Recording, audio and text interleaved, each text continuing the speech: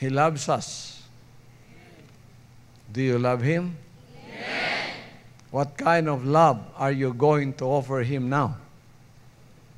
We love Him because He first loved us.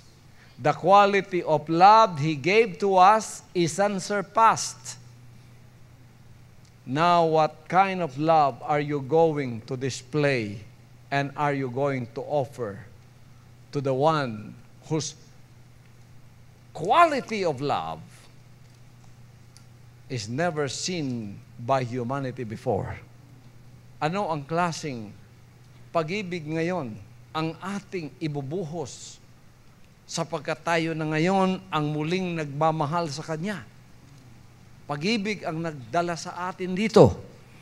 Anong klaseng pag-ibig ang nagdala sa iyo dito? Sigurado ko hindi pag-ibig ng laman. Sigurado ko hindi pag-ibig ng salapi. Sigurado ko hindi pag-ibig ng kaibigan. Sigurado ko, mga kapatid, na hindi pag-ibig na pansamantala. Sigurado ko, pag-ibig na hindi mababaw. Sigurado ko, hindi pag-ibig na pangtagaraw lang. Pag dumating ng tagulan, nawawala na ang kanyang pag-ibig. Ano ang dala ninyong pag-ibig para sa Kanya ngayon? Handang? Handang? Handang?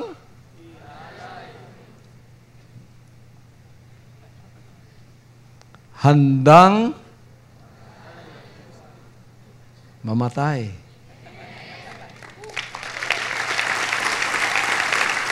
Baka naman, ang mahirap dyan, baka naman, tulad nung isang taong nakakita siya ng pagkaganda-gandang babae. Lumalakad. Nasa likod siya. Wow! Parang Miss Universe. Hinabol niya. Inawitan pa niya. Dahil sa'yo, nais kong mabuhay. Bigla man namang lumingon yung babae. Paglingon, mga kapatid, ang pangit-pangit.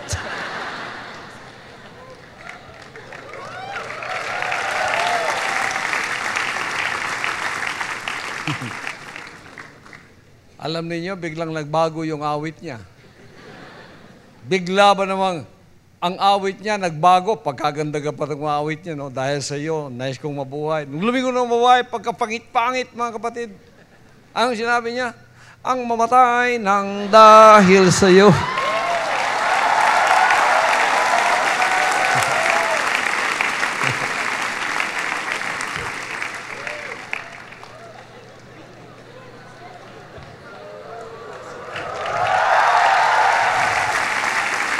Ang dali namang magbago ng pag-ibig na yun. Paglingon pa lang, pag-ibig niya, bago na yung awit niya. Kayo, mga kapatid, ang kagandahan lang ba ng paglilingkod ang inyong nakikita?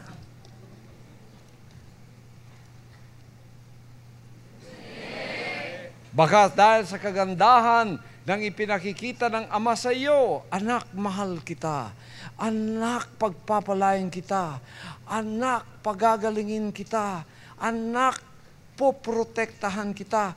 Kahit ano pang mangyari, anak, mahal kita. Kaya ang sinabi mo naman sa kanya, inawitan mo naman siyang, dahil sa iyo, nais kong mabuhay. Pero nang pumangit na ang buhay mo nang dahil sa paglilingkod, mga kapatid, may persecution na, may lahat na, nandoon na, gusto ko lang mamatay ang dahil sa iyo.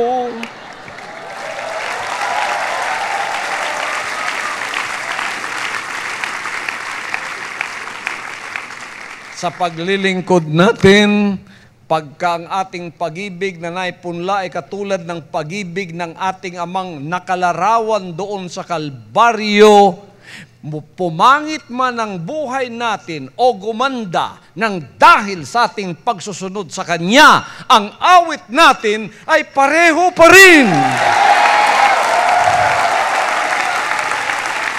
Woo! Ang awit natin ay pareho pa rin.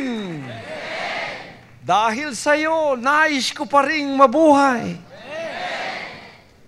Pag tayo ay sinubukan, kapag subukan para mapatunayan ang mga puso natin ay tunay, ang awit natin ay hindi nagbabago.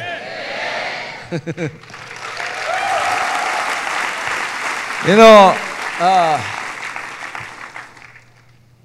I am saying this because I am your model.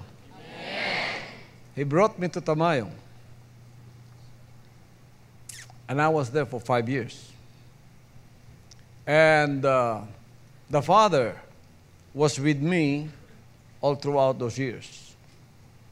The persecutions I suffered during the day are unexplainable. They are beyond the human capacity to endure. I just wonder why I'm still here, because the Father gave me the strength to endure. It was Him who gave me the strength. So, my day life is so fangit. People mock me, including little children. I had no respect at all, and there was no shiver of dignity left in my being. Lahat. Open ako. I am an open game for everyone, my brothers and sisters. But during the night, miracles, visions, audible voice. At night, when the sun is down on the west, my night becomes beautiful, because miracles I have never experienced in my life, I begin to see. Spiritual experiences like hearing audible voice from the Father Almighty saying, I love you. I never experienced that before. Miracles after miracles. It's beautiful, as if the night should never end because of the beauty of it.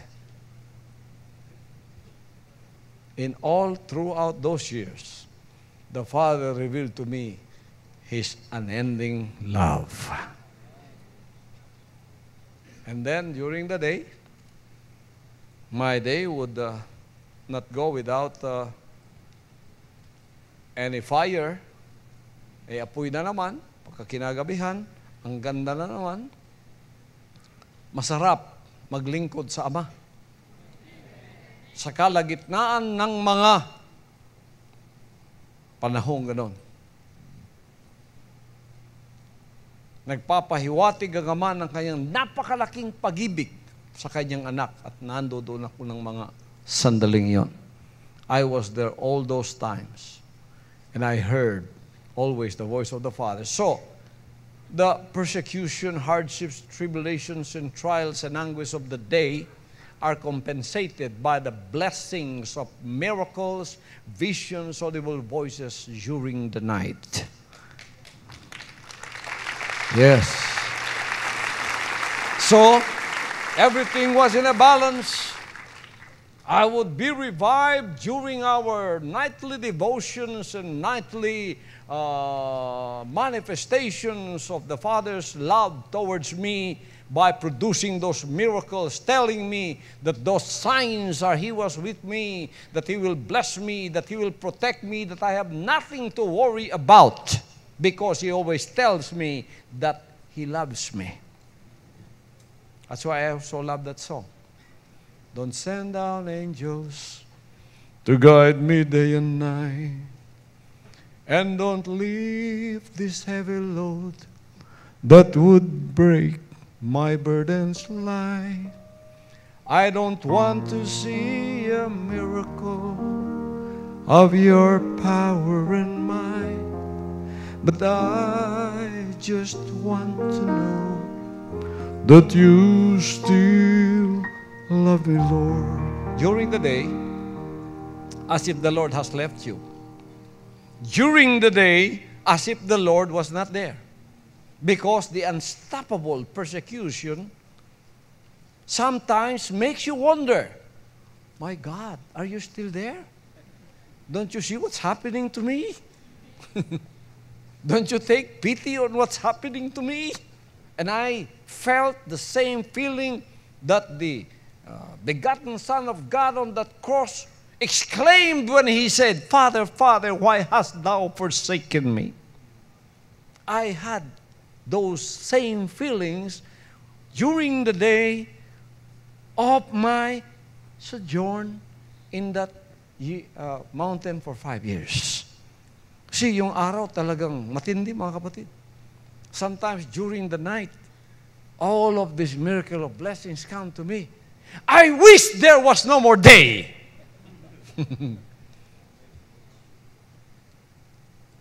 Ang sarap ng gabi na ganun ang lahat ng tinatanggap mo. Puro sinasabi ng Ama sa iyo, I love you, my son. Then miracles, lahat. Nananalangin ka, sana hindi na matatapos ang gabing ito. Sana hindi na mag-umaga. Ayun, lumilitaw pa rin ang araw. Eto na naman. Tamang-tama, mga kapatid, yung mga persecutors, 4:30 pa, nandoon na. Napakaaga nila. Naririnig ko na kanilang sasakyan. Naku, yung kaba na naman ng puso natin. Kumakalabog na naman. Spiritual battle na naman ito. Para kung umakit sa Mount Tapo araw-araw, ano kaya na naman ang mangyayari sa araw na ito? Oh my God! Ang isang araw ay parang isang taon para sa akin. Para kung nagpapasa ng napakabigat na krus. Krus nga.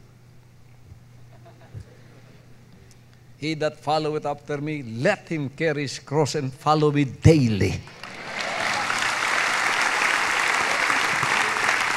So I followed him daily, my brothers and sisters. 5 years, that was my experience. 5 years of telling me during the night, occasions of devotions, prayers, and fellowships, how the Father loved His Son, how the Father protected and blessed me.